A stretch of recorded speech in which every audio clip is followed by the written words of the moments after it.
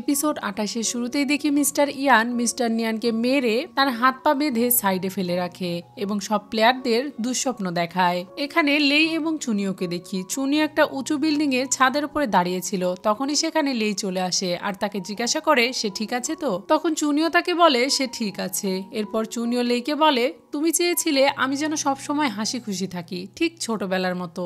আমিও ঠিক তোমার মতনই চেয়েছিলাম। আমি চেয়েছিলাম তুমি যেমনটা চাও আমি তেমনটাই হই, কিন্তু আমি পারছি না। আমি সবকিছুতেই ব্যর্থ। আমি তোমার মনের মতো হতে পারছি না।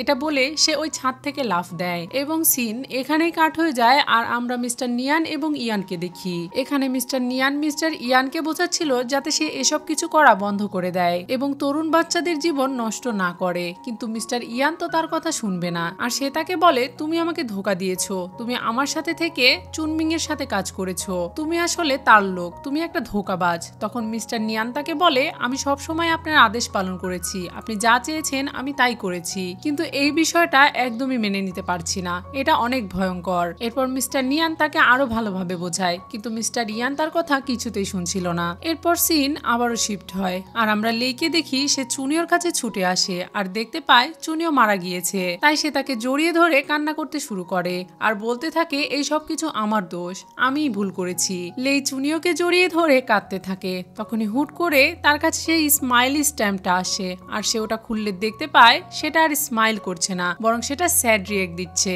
এটা দেখে লেই বুঝে যায় যে এটা আসলে বাস্তব জগৎ নয় আর সে দুঃস্বপ্ন দেখছে। তাই সে এখন বারবার বলতে থাকে এটা সত্য নয়, এই জগৎ মিথ্যা, এবং সে ধীরে ধীরে সেখান থেকে বের হতেও শুরু করে। অন্যদিকে মিস্টার নিয়ান যখন আরো একটা প্লেয়ারকে দুঃস্বপ্ন দেখাতেই যাচ্ছিল, ঠিক সেই সময়ই মিস্টার নিয়ান সিস্টেম নষ্ট করে দেয়। তখন মিস্টার ইয়ান রেগে মিস্টার নিয়ানকে জোরে আঘাত করে। অন্যদিকে আবারও আমরা তাদের সবাইকে গেমের ভেতরে দেখতে পাই, যেখানে এখন লেই এর জ্ঞান ফিরে এসেছিল। তারা আবারও সেইখানে পৌঁছে গিয়েছিল যেখান থেকে তারা বের হয়েছিল।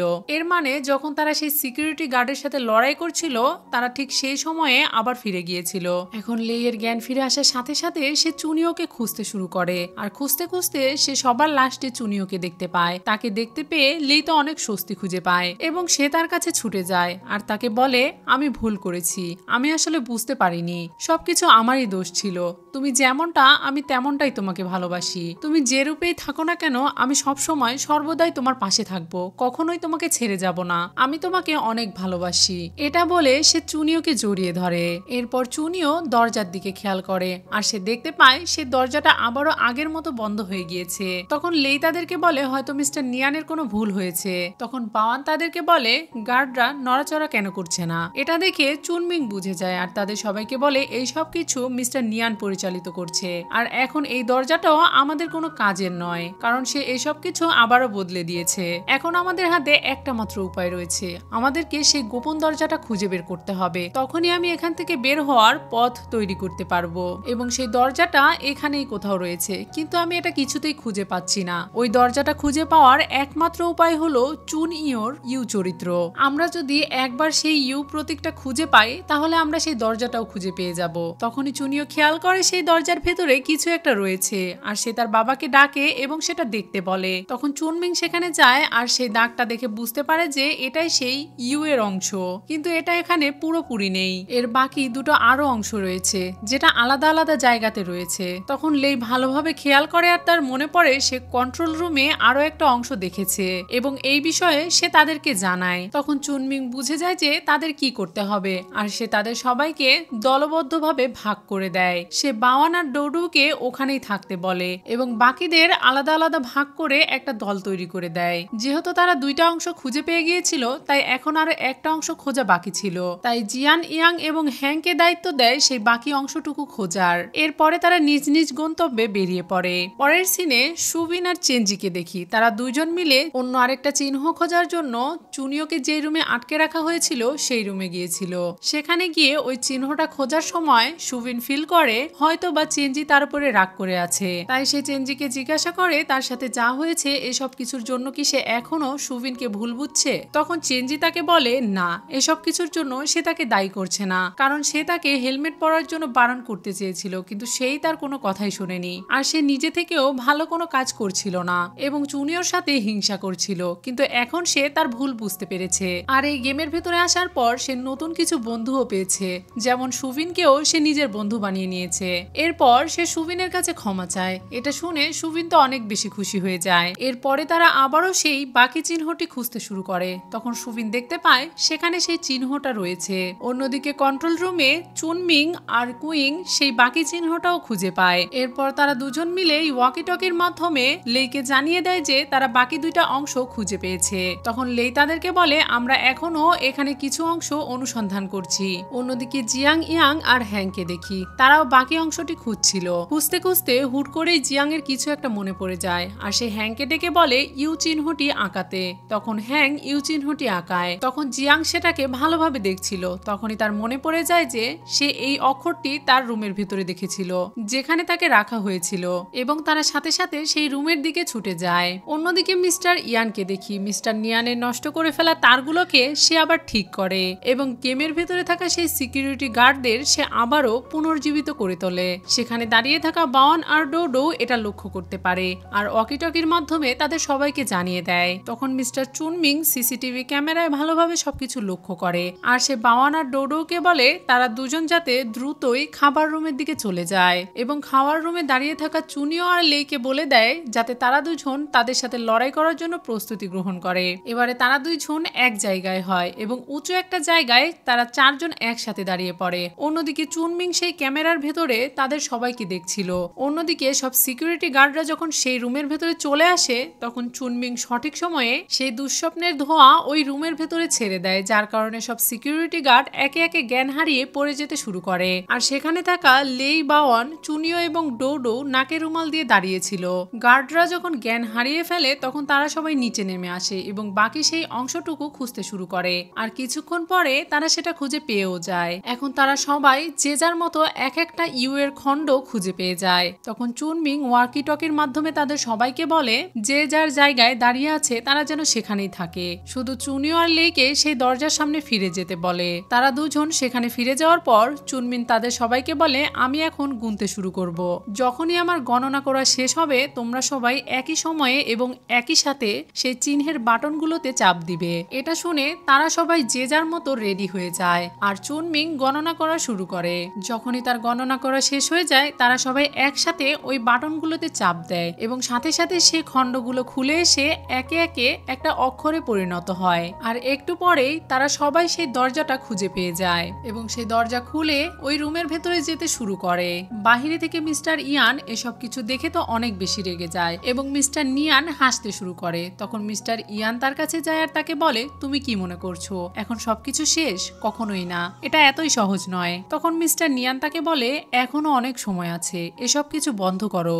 যদিও আমরা সবাই জানি যে শয়তান কখনো এত সহজে ভালো হয় না, তাই মিস্টার ইয়ানও তার কথা এখন শুনবে না। কিন্তু সে এখন মিস্টার নিয়ানকে চুপ করানোর জন্য একটা লাঠি দিয়ে তার মাথায় আঘাত করে তাকে অজ্ঞান করে ফেলে। অন্যদিকে সেই রুমের ভেতরে তাদের সবাইকে দেখি চুনমিং সেখানে থাকা কম্পিউটারের সামনে বসেছিল, আর তাদের সবাইকে বলছিল এখন শুধুমাত্র এখানে কিছু কোড দিতে হবে, তাহলে আমরা বাহিরে যাওয়ার রাস্তা খুলতে পারবো। এরপরে চুনমিং সেখানে কিছু কোড ইনপুট করে, এরপরেই সেই দরজাটা খুলে যায়। তারা সবাই এটা দেখে অনেক খুশি হয়ে যায়। তখন চুনমিং খেয়াল করে সেই গেমের ভেতরে তারা অনেক কিছুই রয়েছে, তাই সে সেগুলোকে ধ্বংস করতে চায়। এর জন্য সে সবাইকে সেখান থেকে বেরিয়ে যেতে বলে, আর তাদেরকে বলে তোমরা এখানে থাকলে তো আমাকে সাহায্য করতে পারবে না, তাই তোমরা এখন এখান থেকে চলে যাও, আর আমি এটা ধ্বংস করার পরেই এখান থেকে বের হব। কিন্তু লেই তাকে বলছিল এটা আপনার 10 বছরের পরিশ্রম, আপনি এটা কিভাবে নষ্ট করতে পারেন? এটা শুনে চুনমিন তাকে বলে, কারণ আমার এটার কোনো প্রয়োজন নেই যেটা মানুষের ক্ষতি করে, তাই আমি এটা ধ্বংস করেই এখান থেকে বের হব।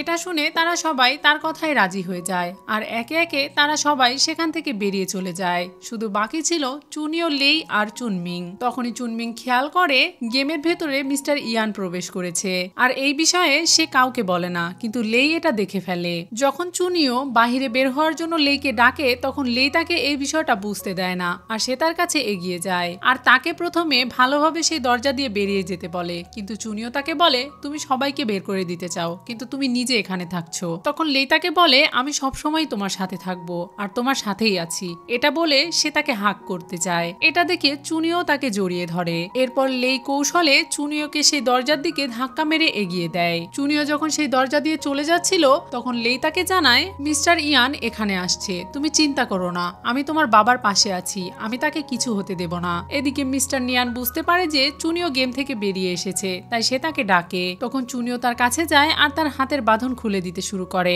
তখন সে তাকে জিজ্ঞাসা করে, তুমি একা বেরিয়ে এলে কেন, লেই কোথায়? তখন চুনিও তাকে জানায় লেই তাকে গেম থেকে ধাক্কা মেরে বের করে দিয়েছে এবং সে নিজে ওখানে আছে কারণ মিস্টার ইয়ান গেমে প্রবেশ করেছে। তখন মিস্টার নিয়ান তাকে জিজ্ঞাসা করে বাকি প্লেয়াররা কোথায়? তখন চুনিও তাকে জানায় বাকি প্লেয়াররা তো আগেই বেরিয়ে এসেছে।